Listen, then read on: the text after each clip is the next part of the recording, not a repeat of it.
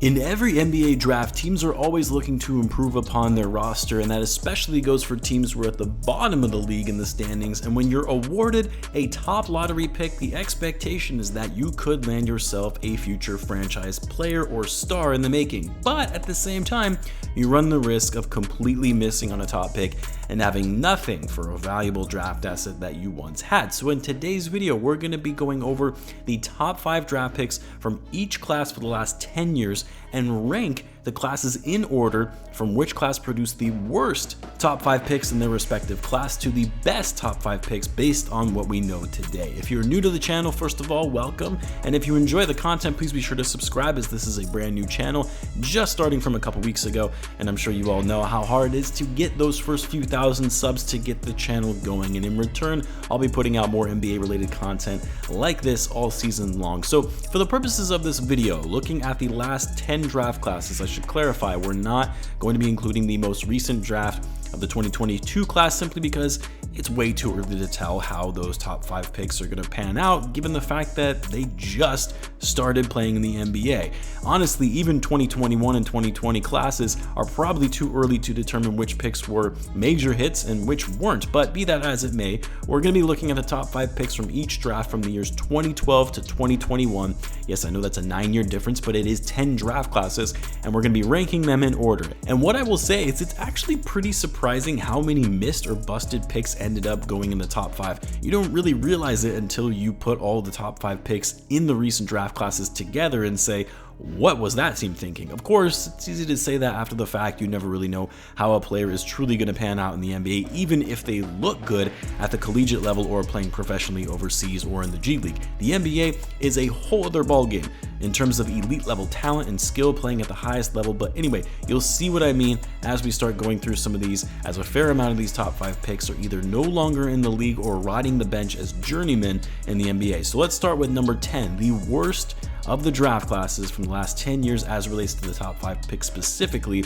And I don't know if this is much of a surprise because this draft class as a whole is probably one of the weakest classes that you've seen in NBA history, and that was the 2013 draft. This was the draft where the Cavs drafted Anthony Bennett number 1 overall, who has arguably been the biggest number 1 pick draft bust in NBA history, because unlike Greg Oden or even more recently Markelle Fultz, it's not like he suffered any major injuries that kept him from reaching his true potential. No, he was just all around bad. Only played 4 seasons in the NBA. The Cavs quickly realized they made a mistake and got rid of him by including him in that trade that sent Kevin Love to the Cavs to team up with LeBron and Kyrie. Didn't stay very long in Minneapolis, played for the Raptors, played for the Nets until he was no longer in the league by the age of 24.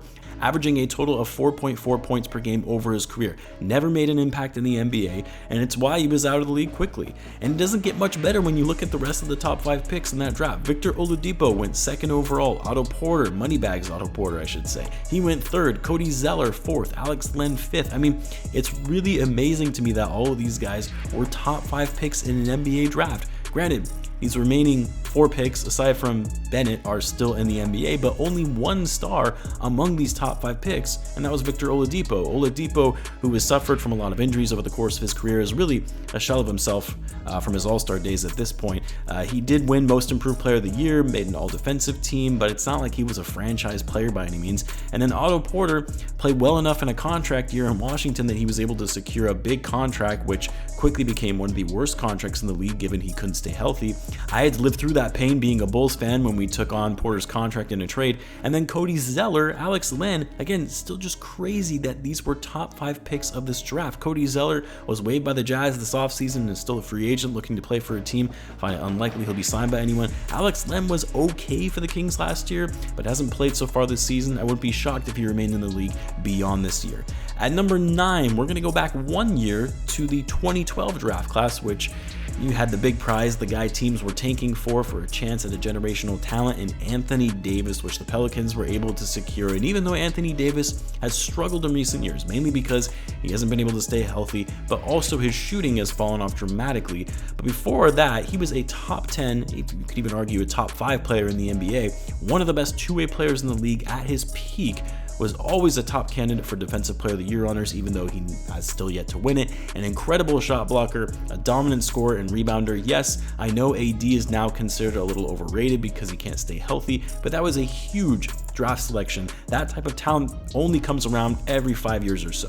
The problem though is the rest of the top 5 picks, with the exception of one of them, didn't really amount to much, and it's why I have them so low on this list. Michael Kidd-Gilchrist was selected 2nd overall. Honestly, the Hornets have fumbled so many draft picks over the years, it amazes me. But anyway, Kidd-Gilchrist had a couple good years at the start of his career where you thought he might develop into something, but ultimately didn't pan out and was out of the league by 2020. Bradley Beal is the one other All-Star, All-NBA caliber level player in this top 5. He was selected 3rd overall. I wouldn't consider Beal a superstar by any means. I'm sure Wizards fans would disagree with that, but his game just hasn't really translated as much when it comes to winning. Sure, part of that is the team the Wizards have built around him over the years, but overall, he's still a good player, an All-Star level player that went in the top 5. And then after that, these last 2 picks is where things kind of fall off. At number 4, the Cavs selected Dion Waiters, a guy who thought he was way better than he actually was, had poor decision making on the court, was an inconsistent shooter, and like Gilchrist, was actually out of the league by 2020. But even worse was Thomas Robinson. People probably don't even know who this guy is. This was the 5th overall pick in the 2012 draft, of course, drafted by the Sacramento Kings, who could have drafted Damian Lillard instead. Leave it to the Kings to botch a draft pick where they could have had a superstar player. That's happened multiple times throughout his franchise history. Robinson only lasted 5 years in the league, averaged 5 points per game across his career, and could barely get playing time on the court. He never averaged more than 20 minutes a game in his career. That's why I have this draft class top 5 pick pretty low on this list, because Robinson was one of the bigger busts among top 5 picks in recent memory. At number 8, a more recent draft class, and that was from 2020. Now, I said before, probably still a little too early to determine how some of these picks are going to pan out, and while the top 5 picks weren't as bad in terms of misses like the prior 2 classes, they're not that great either. Anthony Edwards was selected number 1 overall. He's shown great promise. I think he's a future star and franchise player in the making. Wiseman was drafted 2nd. He's looked okay, he just hasn't really been able to play a ton in his short career, but so far this season, he's actually been a nice piece for the Warriors coming off the bench. LaMelo Ball taken 3rd. He's looked great, although another player who has had his issues with injuries. I guess it runs in the family, but he's been one of the better guards in the league and has already made an all-star team in his short time in the NBA. And then there is Patrick Williams. Speaking as a Bulls fan, Pat hasn't been that impressive thus far in his career. Granted, he missed a good portion of his sophomore season. He's still very young, just turned 21, so I'm not giving up on him yet, but I don't think Pat is going to turn into a star player that a lot of Bulls fans were hoping for. And then with the 5th pick, the Cavs took Isaac Okoro, who has been pretty meh so far this season. He's actually been really bad. He's a decent defender, but not a great player on offense. Just doesn't really impact the court all that much, but again, he's only 21, still could develop into a nice player with time. At number 7, I got the 2015 draft class, and you notice these top 5 picks from each draft are getting better, but still you have quite a few busted picks that are major head scratchers for how these guys went top 5. Karl Anthony Towns was selected number 1 overall, and that's a no-brainer. Superstar level player, a franchise player. It's kind of crazy that the number 1 pick was up in the air between Cat and Jahlil Okafor at that time. Timberwolves lucked out on that one. And then with the 2nd pick, the Lakers took D'Angelo Russell, who has kind of had an up and down career, but he did make an all-star team when he was with the Nets. Overall though, he's been a decent player, a great scorer, solid outside shooter. Defense is a different story, but I wouldn't consider this a busted pick by any means, and he's still an impact player today, and he's now just entering his prime. But the 3rd pick, this is where things fall off a bit. You've got Jahlil Okafor. I actually can't believe this, but he's already out of the league. Had a great rookie season, made first team all rookie, but really was just putting up numbers on a bad team. I mean, this guy was the number 1 recruit coming out of high school in 2014. To have him play all but 247 games in the NBA and be out of the league by age 25 is pretty crazy to me. With the number 4 pick though, you have Kristaps Porzingis, who initially looked like a superstar in the making, but has really struggled in terms of staying healthy, still playing well when he is healthy, and seems to have found a nice home in Washington, but that makes 3 out of the top 5 picks having been selected to at least 1 All-Star game now, with also Porzingis. And then at number 5, another busted pick, Mario Hezonja, who was already out of the league by the age of 24, had maybe 1 decent season with the Orlando Magic, but that was it. He alone brings the draft class a lot lower on this list. At number 6, I've got the 2014 draft, in which the top 5 picks are comprised of 2 All-Stars, 1 superstar level player who's arguably a top 5 player in the league, a couple busted picks mainly due to injury, and a solid role player. Andrew Wiggins, he was selected number 1 overall, and this was sort of a foregone conclusion. I mean, people viewed Andrew Wiggins as a generational talent coming into the draft. Some were even saying he was the greatest prospect since LeBron James. Obviously, he did not turn into that type of player, but still a solid player, really found himself with the Warriors and was a huge piece for them in that title run last year, made his first All-Star team and got himself a nice bag as well. The second pick is where we get another busted selection, and that being Jabari Parker, who early in his career suffered 2 ACL injuries and was never really the same player after that. Although even when Parker was healthy, he wasn't really showing signs of being a generational talent level player, even though, like Wiggins, he was thought to be one as well. Number 3 is where you have the superstar, the guy who was an MVP candidate for the last 3 seasons or so, and that's Joel Embiid. Took him a bit to get going. There were concerns around his health and whether he would actually be able to compete at a high level in the NBA, but the guy has been absolutely dominant these past few seasons, one of the best post-up players in the league, but also a decent outside shooter, elite rebounder, and elite shot blocker. Great footwork for someone his size. In a redraft, he would most certainly go number 1 overall. Aaron Gordon was then selected 4th overall by the Magic, never really turned into a star level player, but has always been a good role player and energizer wherever he's been. Super athletic, fun to watch, but definitely not a star level player. I would consider him more of an upper level role player, if that makes sense. And then at number 5, you have Dante Exum. Never was able to stay healthy. Even when he was healthy, he really wasn't that good, and currently is not even in the NBA. At number 5 on this list, I've got the 2017 draft class and their top picks. The number 1 pick was a bit of a dud in the Sixers, taking Markelle Fultz, another player who's been riddled with injuries. He's still in the league, although still injured and hasn't played yet this season, and he's a big reason why the top 5 from this draft class isn't higher, and he really hasn't lived up to his potential. At number 2, another guy that also cannot stay healthy, but when he is healthy, he's actually a very good and impactful player. Being a Bulls fan, I would know just how important he is on the court when you look at how the Bulls fell off last season after Lonzo Ball went down. But again, availability is everything in this league, and Lonzo, in every season for which he's played in the NBA, has always had some sort of injury that has kept him off the court, and he hasn't played a single game since January. But unlike Fultz, Lonzo has been more impactful with his elite perimeter defense and much improved outside shooting since he joined the NBA.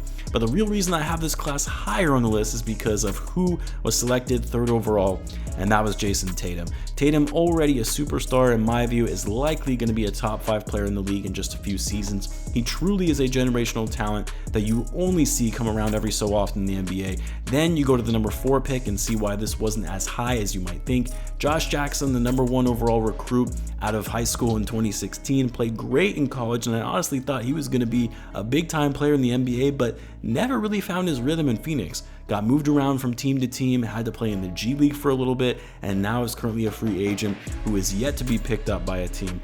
And then the number 5 pick, De'Aaron Fox, who I really like. I think he would get more recognition if he wasn't playing for the Kings. And so far this season, he has just been on a mission and balling out, looking for that first All-Star selection. The next class that I have on my list coming in at number 4 are the top 5 picks from the 2016 draft. Number 1, Ben Simmons. I know he's been a head case for teams to deal with.